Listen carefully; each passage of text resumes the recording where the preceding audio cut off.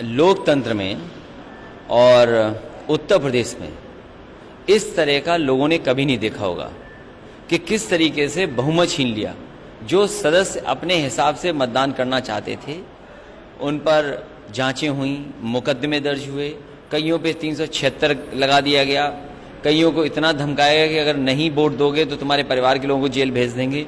और पैसे का खुला खेल इतना भारतीय जनता पार्टी ने किया और उसका परिणाम देखिए कि आज भारतीय जनता पार्टी ये दावा करेगी कि सबसे ज़्यादा उनके पास अध्यक्ष हैं।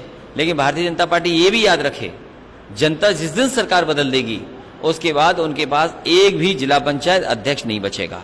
और अब ब्लॉक प्रमुख का चुनाव लड़ने जा रहे हैं। ब्लॉक प्रमुख ही के चुनाव में भी वही तरीका अपना रहे हैं कि पूरा प्रशासन, पूरा पुलिस, डीएम लगे हुए हैं कि किसी तरीके से सभी बीडीसी भारतीय जनता पार्टी के जो प्रत्याशी ब्लॉक प्रमुख उनके पक्ष में उनसे मतदान करा दें।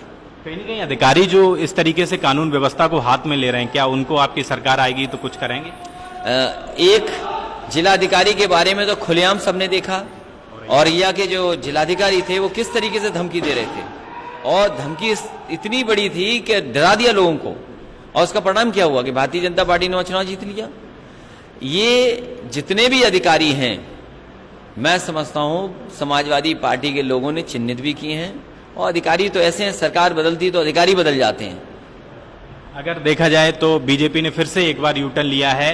पहले कहा था कि बीजेपी के जो सांसद हैं, विधायक, उनके परिजन चुनाव नहीं लड़ेंगे, अब कह रहे हैं कि वो भी चुनाव लड़ेंगे। ये परिवारवाद का जो आरोप लगाते रहे हैं वो खुद से ये काम कर रहे हैं। भारतीय जनता पार्टी में अगर आप गिनती करेंगे तो सबसे बड़ा परिवारवाद अगर कहीं है तो भारतीय जनता पार्टी में है, क्योंकि वो अपना परिवारवाद छिपाना चाहते थे, इसलिए आरोप दूसरों पे लगा रहे थे।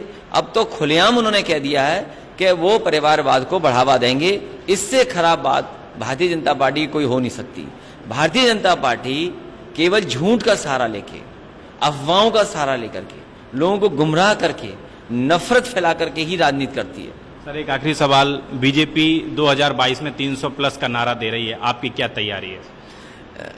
इस बार जनता भारतीय जनता पार्टी को हटाने जा रही है, और जो सपने देख रहे हैं वो सपने कभी भारतीय जनता पार्टी के पूरे नहीं होंगे, क्योंकि उत्तर प्रदेश की जनता को धोखा मिला है।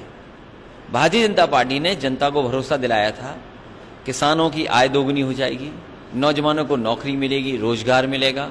ये तमाम सवाल हैं जो भारतीय जनता पार्टी ने जनता के बीच में संकल्प पत्र के माध्यम से रखा था।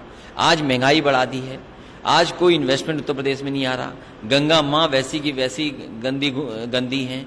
इसी तरह हर व्यवस्था को खराब कर दिया, और प्रशासन में और सरकारी तंत्र में इतना भ्रष्टाचार कभी नहीं आया जितना भारतीय जनता पार्टी सरकार में है।